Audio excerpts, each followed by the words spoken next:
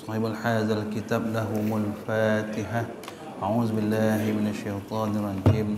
بسم الله الرحمن الرحيم. الحمد لله رب العالمين الرحمن الرحيم مالك يوم الدين إياك نعبد وإياك نستعين اهدنا الصراط المستقيم صراط الذين أنعمت عليهم غير المغضوب عليهم ولا الضالين آمين.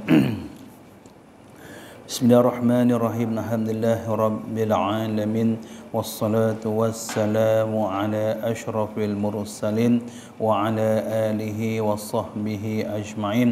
اللهم يا علم علمنا من علمك ما ترضى به عنا ولا تؤاخذنا بما تعلمه منا. يا علم خلقنا بخلوق علم وحققنا بحق علم. اللهم صل وسلم وبارك على مولانا محمد النور المسلم لسان بنوره وعلى آله ولمحة ونفس على ما وسعه علمك آمين.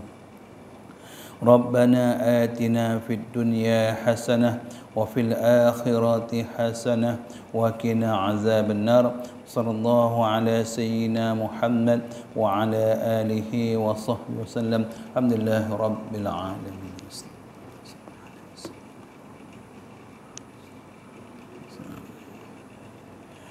Bismillahirrahmanirrahim. Nyambung kembali kitab Tanbihul Ghafilin pada tajuk menjaga lisan. Muka surat 283. Bismillahirrahmanirrahim. Nabi Isa alaihi salam berkata, "Kullu kalamin laisa bi zikrillah fahuwa laghwun wa kullu sukuti laisa bi fikri fahuwa ghaflah wa kullu nazarin laisa bi'uratin fahuwa lahwun fatuba liman kana kalamuhu zikrullah wa sukutuhu tafakkur wa nazaruhu ibrah." Maksudnya tiap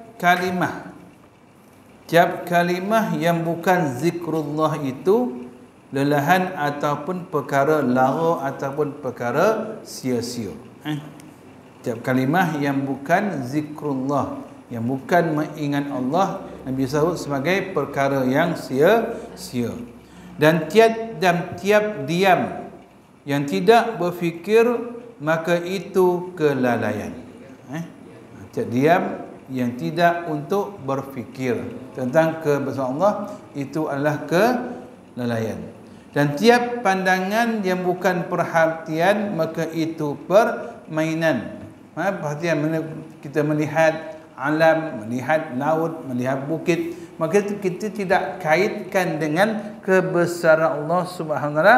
Nabi sebut sebagai satu permainan atau satu perkara yang sia-sia. Maka untung orang yang perkataannya zikrullah, maknanya mulutnya, lisannya sentiasa basah mengucapkan zikir kepada Allah Subhanahu wa taala. Dan diamnya untuk berfikir tentang dosa dia, berfikir tentang alam. Dan pandangannya itu perhatian ataupun pengertian. Pandangannya itu bila dia melihat suatu benda, dia mengaitkan dengan kebesaran Allah Subhanahu wa taala. Itu kata Nabi Isa alaihi salam. Al-Auzaki berkata, orang mukmin sedikit bercakap dan banyak bekerja, dan orang munafik banyak bercakap dan sedikit kerja atau amalnya. Itu beza antara orang munafik dan orang mukmin. Orang mukmin cakap sikit tapi kerja banyak. Tapi kalau orang munafik cakap banyak, kerja sikit. Baik. Rasulullah sallallahu alaihi wasallam telah bersabda, "Khamsun la takunu fil munafiq, al-fiqhu fid din, wal wara'u bil lisan, wat tabassumu fil wajhi, wan nuru fi qalbi, wal mawaddatu fil muslimin." Sabda Rasulullah SAW maksudnya 5 sifat yang tidak ada pada orang munafik. Siapa munafik itu? Orang munafik itu orang yang menyembunyikan kekufuran, menzahirkan keimanan. Zahir beriman tapi hati dia tak nak kepada tak nak kepada Islam. Bahkan dia kaji Islam untuk menghancurkan Islam. Yang kita lihatkan bagaimana dalam peperangan Uhud, yang asalnya perang Uhud tersebut dihadiri hampir 1000 orang tentera. Sampai tengah jalan, orang nafik dalam tu 300 orang tarik diri. 300 orang tarik diri, tinggal 700. Jadi tujuan mereka tarik diri untuk melemahkan semangat orang Islam untuk pergi berperang. Itu kerja orang munafik. Tapi tidak melemahkan, bahkan menguatkan lagi orang Islam atas tindakan mereka tersebut. Itu orang munafik yang dikutai oleh Abdullah bin Salul. Baik, 5 sifat yang tidak ada pada orang munafik. Pertama, pengertian agama. Maksudnya faqih, mana faham tentang agama. Itu orang yang sebenarnya mukmin. Yang kedua, dan berhati-hati dalam lidah. Maksudnya berhati-hati ketika berkata-kata. Itu sifat orang mukmin. Dan senyum di muka. Senyum di mana mukanya sesak, senyum dengan Nabi SAW. Dan nur ini cahaya dalam hati. Itu sifat orang mukmin. Cahaya mana? Hati dia itu dipenuhi dengan cahaya. Cahaya ketuhanan. Mana dia cahaya tersebut akan menunjuk dia perkara-perkara yang baik dan menegah dia daripada perkara-perkara yang tidak baik. Dan cinta kepada orang muslimin. Itu sifat orang mukmin yang tidak ada pada orang munafik. Itu yang pertama tuan-tuan, iaitu apa? Pengertian. Ini pengertian dalam agama ini faqih, faham dia tentang agama. Kedua, berhati-hati ketika berkata. Ketiga, sentiasa senyum. Keempat, hati dia dipenuhi dengan cahaya ilahiyah. Kelima, cinta kepada orang Islam. Itu sifat orang mukmin. Baik. Yahya bin Aqsam berkata, tiada seorang yang baik perkataannya, melainkan akan tampak dalam semua amalnya. Tiada seorang yang baik perkataan, tiada seorang yang elok dia bercakap tu, melainkan akan nampak akan apa dia cakap itu dalam perbuatannya. Dan tiada rosak perkataan seseorang, mereka akan tampak dalam semua amal perbuatan. Maksudnya perkataan dia menzahirkan akan amal yang dia buat tersebut. Luqmanul Hakim berkata kepada puteranya, hai anak, siapa yang bersahabat kepada seorang yang jahat, maka ia tidak selamat. Siapa yang bersahabat kepada seorang yang jahat tidak akan selamat. Dan siapa yang masuk di tempat yang buruk tertuduh. Dan siapa yang tidak dapat menahan lidahnya menyesal. Kemudian itulah kan. Kita kadang-kadang kan bila bercakap marah anak kita, kadang-kadang tiba sana, kadang-kadang mungkin melampau kan. Kita marah anak kita, marah bini kita kan, kadang-kadang mungkin terangkat suara kita ke mak abah kita. Lepas itu kita akan menyesal lah. Dan terlepeh. Alhamdulillah. Menyesal lah. Yang lebih baik hanya minta maaf kepada orang yang kita cakap tersebut. Jadi maksudnya Islam suruh kita berhati-hati bila berkata-kata. Jangan sampai menyakiti hati orang lain. Ibrahim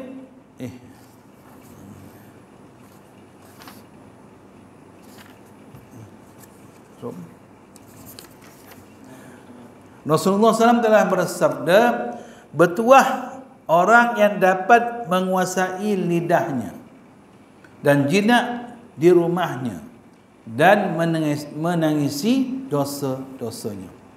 Nabi bersabda, pertama, bertuah orang yang dapat menguasai lidahnya. Maksudnya orang yang dapat mengawal akan lidah dia berkata perkara-perkara yang tidak baik.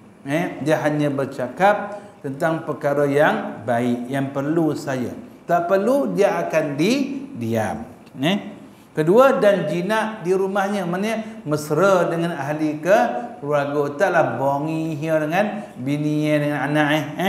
Baiklah engkau dia macam Nabi. Nabi kan ada 9. Nabi ada orang. Nabi ada seboleh orang rumah tuan. Bayangkanlah kita seorang pun tak kelebihan kan. Ni seboleh orang rumah tuan. Nabi menguruskan akan rumah tangga dia. Yang macam-macam tu, macam-macam beragam rumah dia. Tapi Nabi berjaya mengawal keadaan rumah dia daripada perkara yang tidak baik. Kan?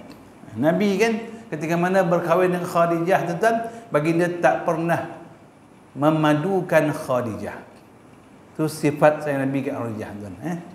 Ketika Nabi kahwin Khadijah, Khadijah dah wafat, barulah Nabi berkahwin dengan perempuan yang lain dan berpoligami.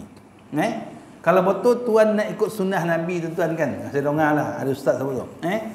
Saya dengar Ustaz Muhtar, Umar Muhtar sebut tu. Kalau betul lah nak berpoligami, dia kata apa? Kahwin dengan perempuan yang umur 70 tahun. Perempuan yang kedua bu ikut sunnah Nabi. Yang ketiga baru nak tahu. Aisyah Nabi kahwin dengan dua Khawlah nama dia, perempuan yang telah berumur 70 tahun. 70 tahun umur tuan. Takkan kan yang kecil-kecil besar dah tua. 70 tahun.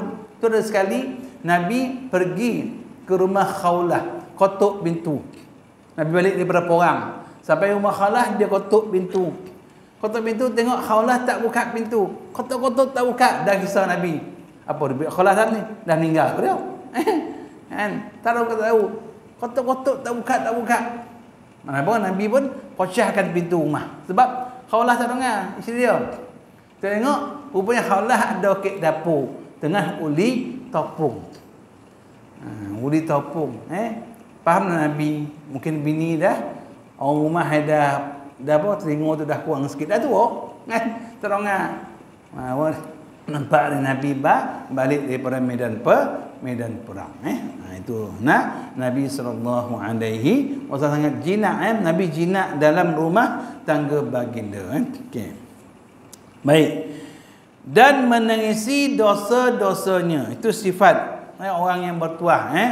Iaitu menangisi. Ingat dosa menangisi. Ada satu kisah. Seorang sahabat Nabi SAW ketika mana dia berjalan di pasar, ternampak akan botih tuan, botih perempuan. Perempuan tu terangkat kainnya sebab ada lecak sikit, dia angkat kain. Sahabat tu nampak botih perempuan tu, ya Allah, nampaklah putih kan. Tapi sahabat tu bukan suka tuan, berlari pergi padang pasir, menangisi dosa dia, beristighfar kepada Allah, beri takut dosa akan melihat botih perempuan itu mengatakan kemukaan Allah Subhanahu wa taala. Macam itulah keadaan sahabat Nabi sallallahu alaihi wasallam. Itu Nabi sebut okey. Mana orang yang berjaya menguasai, berjaya mengawal lidah dia adalah di kalangan orang yang dapat menjaga lidah dia, orang yang bertuah. Abu Lais berkata, ayahku meriwayatkan dengan sanadnya di Hasan Basri berkata, sesungguhnya lidah orang yang bijaksana itu di belakang hatinya, sehingga bila ia akan bercakap difikirkan benar-benar dalam hatinya, jika baik mahu dikatakannya, dan jika berbahaya maka ditahannya. Dan orang yang bodoh akalnya di hujung lidahnya, apa yang akan dikata langsung dikatakannya, yakni tanpa difikir baik dan buruknya. Itu kata Hasan Basri. Lidah mana? Lidah orang yang baik tu, lidah orang Islam tu, lidah mukmin tu dia berada di belakang hati. Mana sebelum dia mengeluarkan kata-kata tersebut, Dia cakap, maka hati dia akan bertanya, adakah perkataan yang akan aku keluar ini perkataan yang baik atau tak? Adakah ia boleh menyakiti hati orang yang dengar ataupun tak? Faham Dan bagi orang yang terdapat kalau lidah ni, dia akan lebam, dia punya lidah itu berada mana?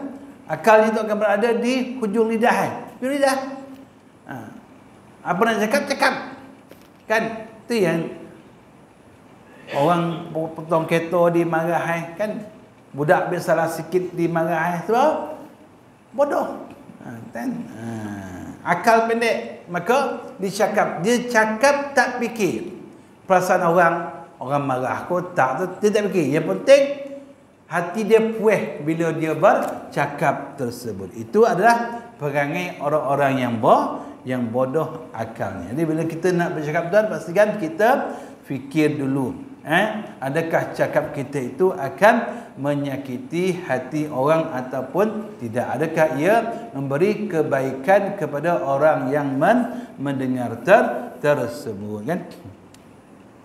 Abu Lais berkata, ayahku meriwayatkan dengan sanadnya dari Abu Zar Al-Ghifari radhiyallahu anhu berkata, ya Rasulullah, apakah yang tersebut suhuf Ibrahim alaihi salam? Suhuf ni dia kocik pada kitab, kan? Kitab yang wajib kita percayai ada 4. Quran, Zabur, Taurat, Injil. Itu besar tu, kitab ni besarlah. Suhuf iaitu helaian-helaian kecil berkenaan dengan nasihat dan sebagainya kepada rasul-rasul yang terpilih. Antaranya Nabi Ibrahim alaihi salam. Jadi Abu Zar Al-Ghifari tanya kepada Nabi, apakah yang terdapat dalam suhuf Nabi Ibrahim alaihi salam? Jawab Nabi sallallahu alaihi wasallam, kana fiha amsalun wa ibrun yanbaghi lil aqil ma lam yakun maghluban fi aqlihi ay yakuna hafizan li lisanihi arifan bi zamanihi muqbilan ala sya'nihi fa innahu man hasaba kalamahu min amalihi qalla kalamuhu illa fima ya'nihi. Nabi SAW telah bersabda, kata baginda, jawab baginda, apa yang ada dalam suhuf Nabi Ibrahim alaihi salam. Apa sih dia? Di dalamnya ada contoh-contoh dan nasihat-nasihat. Itu yang terdapat dalam suhuf Nabi Ibrahim alaihi salam. Ada contoh-contoh dan nasihat. Seperti seharusnya seorang yang berakal selama tidak terbalik akalnya. Mana orang yang berakal selama tidak terbalik, maksudnya tidak apa? Tak hilang akalnya. Menjaga lidahnya, mengetahui keadaan masanya, rajin pada urusannya. Itu nasihat Nabi Ibrahim Mas'ud. Orang yang elok akalnya, selama dia akal dia tak mereng lah, tak biol lah, maka dia akan jaga lidah, jaga lidah pada setiap masa, kemudian rajin pada urusan. Dan siapa yang menganggap bercakap itu termasuk amalnya, maka sedikit bercakap kecuali jika penting. Siapa yang menganggap akan apa yang dicakap tersebut boleh mendatangkan pahala, maka dia akan bercakap dengan cakap yang sedikit, yang perlu saja. Yang perlu saja. Tak perlu dia takkan cakap. Itu kata Nabi Ibrahim dalam suhuf yang diturunkan oleh Allah Subhanahu wa taala. Baik. Abu Lais meriwayatkan dengan sanadnya dari Ali bin Abi Talib radhiyallahu an berkata, saya telah mendengar Rasulullah sallallahu alaihi wasallam telah bersabda, yang bagi lil aqil alla yakuna syahisan illa fi salasin marammatin lima'ashihi aw khalwatan lima'adihi aw lazzatan fi ghairi muharram wa yanbaghi lil 'aqil an yakun lahu fi an-nahar 4 sa'atin sa'atun yunaji fiha rabbahu wa sa'atun yuhasibu fiha nafsahu wa sa'atun ya'ti fiha ahlul 'ilmi allazina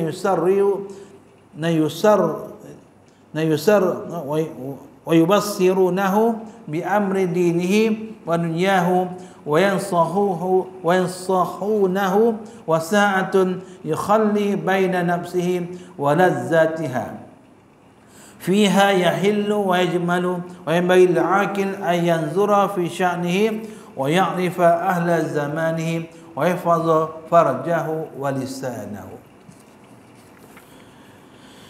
Sabda Rasulullah sallallahu alaihi wasallam, seharusnya seorang yang berakal itu tidak tekun kecuali dalam 3 macam. Usaha untuk keperluan hidupnya, atau beramal untuk hari kemudiannya, atau bersuka-suka atau bersuka-suka yang tidak haram. Juga berkata, seorang yang berakal harus dapat menggunakan waktu siang dalam 4 waktu. Pertama, waktu untuk munajat kepada Tuhan. Mana dia mengasingkan masa dia untuk bersama Allah Subhanahu wa taala. Kedua, waktu untuk mengoreksi diri, maknanya memuhasabah diri, menghitung diri. Yang pertama, waktu bersama Tuhan. Kedua, waktu untuk menghitung diri dia, hari itu banyak atau tidak berdosa, banyak atau tidak dia beramal. Kalau dia banyak beramal, dia ucap alhamdulillah. Kalau dia banyak berdosa, dia ucapkan astaghfirullah. Yang kedua. Yang ketiga, dan waktu mempelajari ilmu kepada orang yang dapat menasihati dan menerangkan kepadanya urusan agama. Maksudnya memperuntukkan waktu untuk belajar untuk mengenali apa yang kurang pada diri dia, mengenali Allah Subhanahu wa taala. Keempat, dan waktu untuk memuaskan nafsunya halal dan baik. Maksudnya untuk maksud puas nafsu lah untuk makan, minum bersama. Mana ada masa untuk dia makan, untuk dia bersama dengan anak, isteri dia, itu mana dia peruntukkan waktu untuk orang ramai, untuk orang, maksud dia. Maksudnya Nabi sebut ada, kalau orang yang bijak tu dia akan bahagikan 4 masa. Dalam sehari itu sehari ada 24 jam. Dia bagilah. Ada masa dia untuk bermunajat kepada Allah, bersama dengan Allah Subhanahu wa taala. Biasanya waktu malam lah, kan? Ni bongkar ketika pagi pergi malih kan. Malih ya nak tahajud. Terutama kita asingkan diri untuk bermunajat Allah. Kedua, waktu kita untuk memuhasabah, menghitung diri kita. Kita tengok diri kita balik, hari ni banyak tak kita buat kebaikan, ataupun kita banyak buat keburukan. Ketiga, waktu kita untuk belajar ilmu. Keempat, waktu kita bersama dengan anak, isteri dan orang-orang yang kita sayang. Mana kita bagikan 4 waktu untuk Allah pun ada, untuk manusia pun ada juga, untuk diri sendiri pun ada. Mana cukup. Itu Nabi ajar, Nabi nasihat kita. Juga ia berkata, ia tu kepada siapa? Ia tu kepada Nabi sallallahu alaihi wasallam. Seharusnya seorang yang berakal selalu memperhatikan urusannya dan mengenal orang-orang di masanya dan menjaga kemaluan dan lidahnya. Orang yang berakal itu seharusnya Nabi sebut dia memperhatikan setiap urusan yang dia lakukan. Jangan urusan itu berkaitan dengan perkara-perkara yang mendatangkan dosa kepada diri dia. dan dia mengenal orang-orang, mana dia kenal orang dia, kemudian dia menjaga kemaluan dia, ini penting, jaga kemaluan. Hai, kita mungkin jaga tuan-tuan, tapi orang lain tak tahu, hari ni maksiat terlampau banyak, hari ni terlampau mudah, hari ni zaman internet ni maksiat terlalu mudah untuk dilakukan oleh setiap manusia tu. Cuma iman saja yang boleh menjaga diri kita daripada perkara-perkara tersebut. Dan keempatnya, menjaga lidah. Nabi pesan jaga lidah daripada menyakiti hati orang lain. Itu pesan Nabi SAW. Abu Les menyebut bahawa kalimah-kalimah ini tersebut dalam hikmah Nabi Daud alaihi salam. Terdapat dalam kitab Zabur. Anas bin Malik telah berkata, Luqman al-Hakim ke tempat Nabi Daud alaihi salam. Sedang Nabi Daud buat baju besi untuk perang. Jadi antara tuan-tuan mukjizat Nabi Daud alaihi salam ialah dia mampu untuk melenturkan besi hanya dengan menggunakan tangan dia. Tak perlu dia bakar besi itu, macam orang baik kawi lah, bakar besi itu, kotuk, bentukkan dia. Nabi Daud hanya membentuk besi itu mengikut acuan tersebut, mengikut apa tersebut dengan tangannya. Apa nak buat? Nak buat patung ke, nak buat pedang ke, dia buat dengan tangannya. Tak perlu dia nak guna api dan sebagainya. Untuk membentuk akan besi tersebut. Itu mukjizat Nabi Daud alaihi salam. Di samping mukjizat dia suara yang merdu, suara yang merdu. Nabi Daud kalau dia baca kitab Zabur, tuan-tuan, Nabi Daud kau baca kitab Zabur, setiap orang yang mendongak akan berhenti terbangun dongak, angin berhenti bertiup, kan, pokok berhenti bergoyang, burung akan berhenti berkicau, semua makhluk Allah akan berhenti mendengar akan apa yang diucapkan oleh Nabi Daud alaihi salam. Itu sebab suara yang paling sedap tuan-tuan lelaki bukan perempuan. Perempuan tak ada. Sinazah dengan keterangan kan tak ada, kita tak guna dah. Macam tu jelah. Nabi Daud ni semua orang orang paling cantik lelaki, orang paling sedap suara lelaki, semua lelaki tuan. Orang paling pandai masak pun lelaki juga. Baik. Ni perempuan jangan action, kan? Jangan action, Baik. Mana dah? Anas bin Malik berkata, Luqmanul Hakim ke tempat Nabi Daud alaihi salam. Sedang Nabi Daud membuat baju besi untuk perang. Maka Luqman hairan melihat Nabi Daud bekerja dan akan bertanya, tetapi tertahan oleh hikmahnya sehingga tak bertanya. Dan ketika telah selesai dicuba baju itu oleh Daud sambil berkata, sebaik-baik baju besi untuk perang, dan baik pula yang mengerjakannya.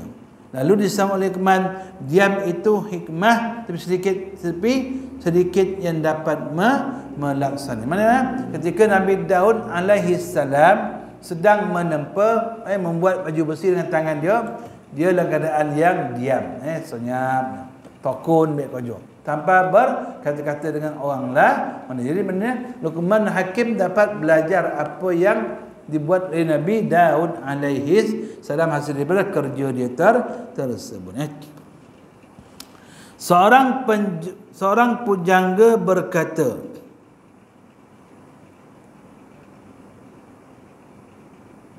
saya baca maksudnya ilmu itu perhiasan. Ilmu itu perhiasan dan diam itu keselamatan. Kenapa ilmu itu perhiasan, tuan? Ilmu itu perhiasan bagi orang yang beriman, kan? Dan diam itu merupakan keselamatan bagi orang, dia selamat. Maka bila engkau berkata-kata, maka jangan banyak-banyak. Jangan banyak-banyak. Jika engkau menyesal kerana diam satu kali, jika engkau menyesal kerana diam satu kali, maka sungguhnya engkau akan menyesal kerana bercakap berulang kali. Menyesal kerana apa? Diam tak bercakap, maka itu sekali je menyesal. Tapi kalau bercakap, tuan-tuan, terlepas cakap, maka kalau katakan cakap itu tak betul, maka dia akan menyesal berulang kali apa yang telah dikatakan tersebut, kan? Baik. Dalam riwayat yang lain, Luqman sabar tidak bertanya. Luqman sabar tidak bertanya itu hingga 1 tahun lamanya. Seorang penjaga berkata, seorang akan mati kerana tergelincir lidahnya, dan tidak ada orang mati kerana tergelincir kaki. Jangan mengucapkan apa yang tidak engkau suka, sebab kemungkinan lidah itu mengucapkan sesuatu, maka terjadi apa yang dikatakan itu. Itu kata seorang pujangga. Humaid bin Abbas berkata, bahasa Arab tuan-tuan, tapi ditulis dalam bahasa Rumi, dalam tulisan Rumi. Saya tak pernah nak baca Rumi. Saya baca maksudnya.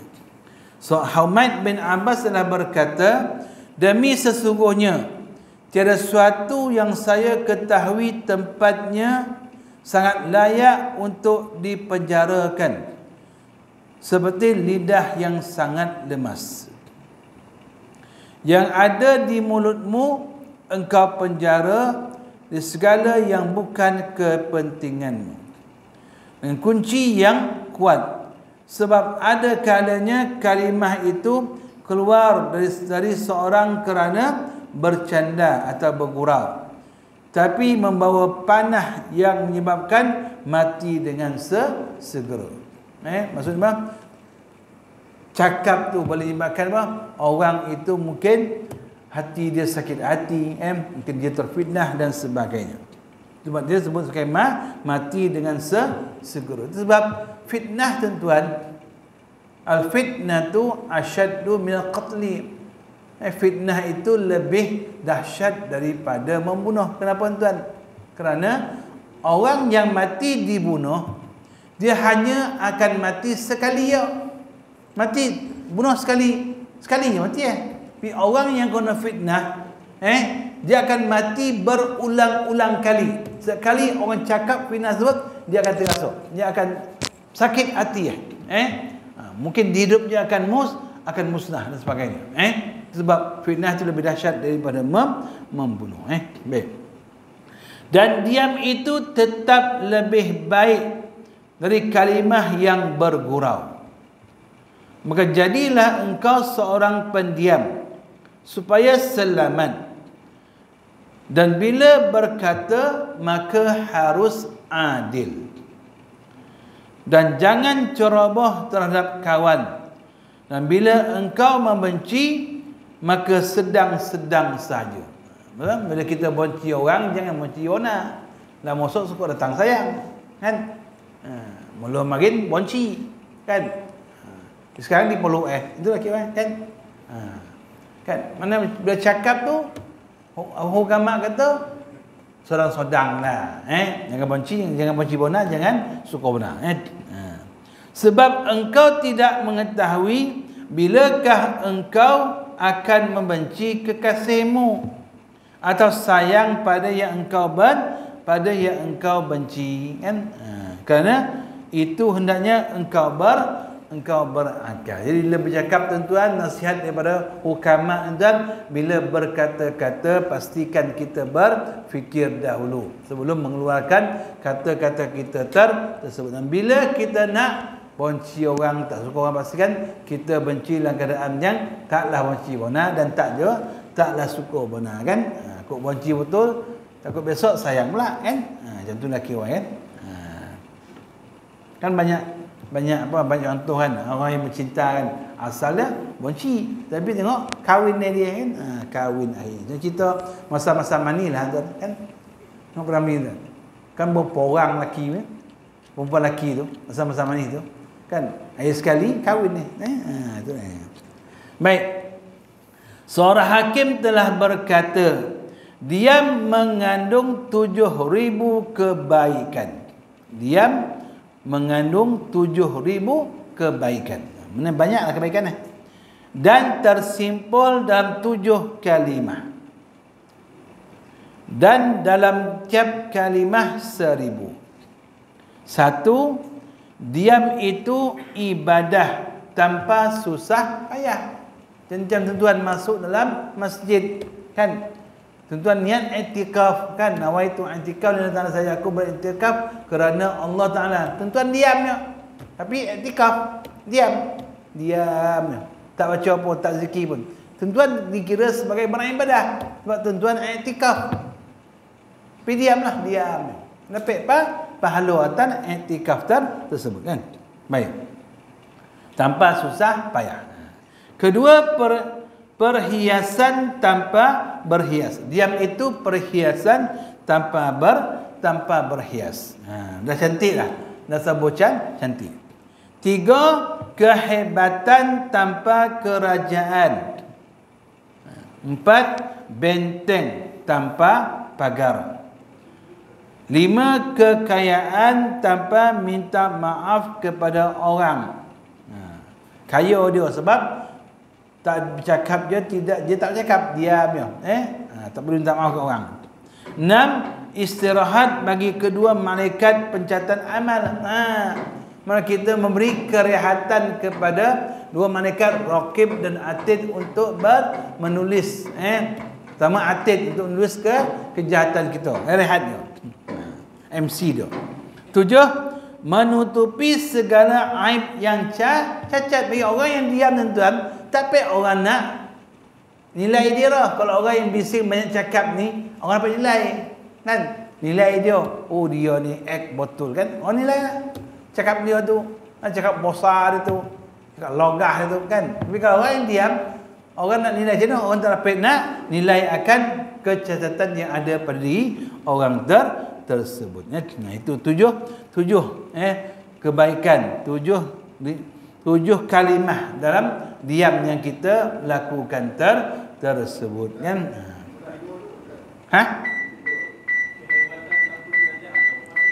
Kehebatan tanpa kerajaan. Mana dia hebat? Mana orang pandang dia hebat? Dia tak ada maksudnya dia tak berkuasa, masa kerajaan tak berkuasa pun tak apa. Dia tak ada kuasa, dia tak ada dia tak ada kuasa kat dia untuk buat apa pun. Dia mungkin nak ikut bukan itulah dia hebatlah.